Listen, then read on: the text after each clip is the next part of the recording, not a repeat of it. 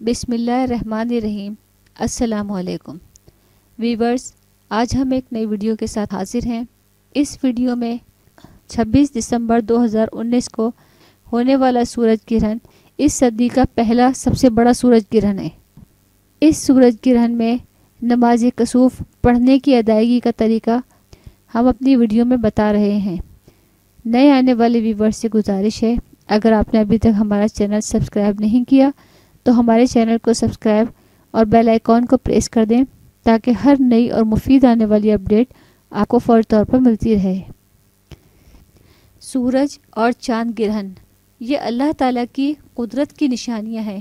یہ ظاہر کرنے کے لیے جو قادر مطلق اللہ تعالیٰ سورج سے روشنی دیتا ہے اور چاند سے چاندنی دیتا ہے، وہی اللہ تعالیٰ ان کو مان کر دینے پر بھی قادر ہے۔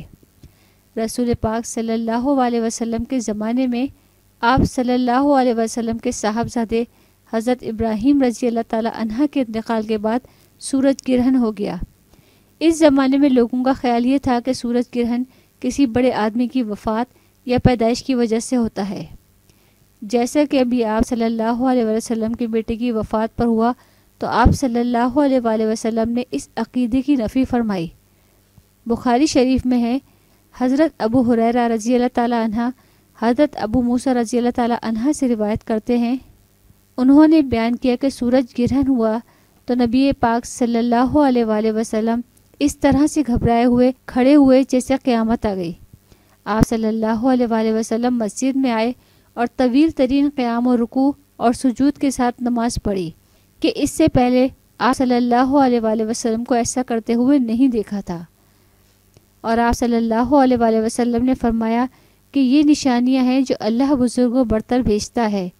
یہ کسی کی موت اور حیات کے سبب سے نہیں ہوتا ہے، بلکہ اللہ تعالیٰ اس کے ذریعے اپنے بندوں کو ڈراتا ہے۔ جب تم اس کو دیکھو تو ذکر الہی اور دعا و استغفار کی طرف دوڑو۔ لہذا چاند گرہن اور سورج گرہن کے وقت ہمیں تعلیمات نبی صلی اللہ علیہ وسلم کے مطابق اللہ تعالیٰ کی طرف متوجہ ہو کر نماز، دعا اور استغفار میں مشغول رہیے۔ صحیح بخاری جلد نمبر 2 صفحہ نمبر 39۔ سورج گرہن کو کسوف کہتے ہیں۔ سورج گرہن کے وقت 2 رکعت نماز پڑھنا مسنون ہے۔ ہاں، اگر انسان تنہا پڑھ رہا ہو تو 2 سے زیادہ بھی رکعتیں پڑھ سکتا ہے، جیسے 4 یا 6۔ اس کی نماز کا بھی وہی طریقہ ہے جو عام نوافل کا ہے۔ اگر حاضرین میں جامع مسجد کا امام موجود ہو تو کسوف یعنی سورج گرہن کی نماز جماعت کے ساتھ ادا کرنی چاہیے، اور اس نماز کے لیے اذان اور اقامت نہیں ہے۔ اگر لوگوں کو جماعت کے ساتھ نماز پڑھنے کے لیے جمع کرنا مقصود ہو تو اعلان کر دیا جائے۔ نیز اس نماز میں سورہ بقرہ یا اس جیسی بڑی صورتیں پڑھنا یعنی طویل قرات اور لمبے لمبے رکوع اور سجدے کرنا مسنون ہے، اور اس نماز میں قرات آہستہ آواز سے کی جائے۔ نماز کے بعد امام دعا میں مصروف ہو جائے اور سب مقتدی آمین کہیں یہاں تک کہ سورج گرہن ختم ہو جائے۔ البتہ اگر ایسی حالت میں سورج غروب ہو جائے یا کسی نماز کا وقت ہو جائے تو دعا ختم کر کے وقت فرض نماز میں مشغول ہو جانا چاہیے۔ اسی طرح مکروہ اوقات میں سورج گرہن ہو جائے تو یہ نماز نہیں پڑھی جائے گی بلکہ صرف دعا کر لی جائے۔ اسی طرح چاند گرہن کو خسوف کہتے ہیں، اور چاند گرہن کے وقت 2 رکعت نماز دیگر نوافل کی طرح انفراداً پڑھنا مسنون ہے۔ اس میں جماعت مسنون نہیں ہے، اس کا طریقہ عام نوافل کی طرح ہے۔ کسی بھی اعتبار سے فرق نہیں سوائے اس کے کہ نیت صلاۃ الخسوف کی ہوگی۔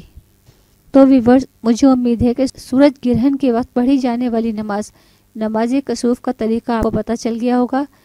اگر آپ کو ہماری یہ معلومات مفید لگے تو آپ اپنے دوستوں اور احباب کے ساتھ ضرور شیئر کریں۔ جزاک اللہ۔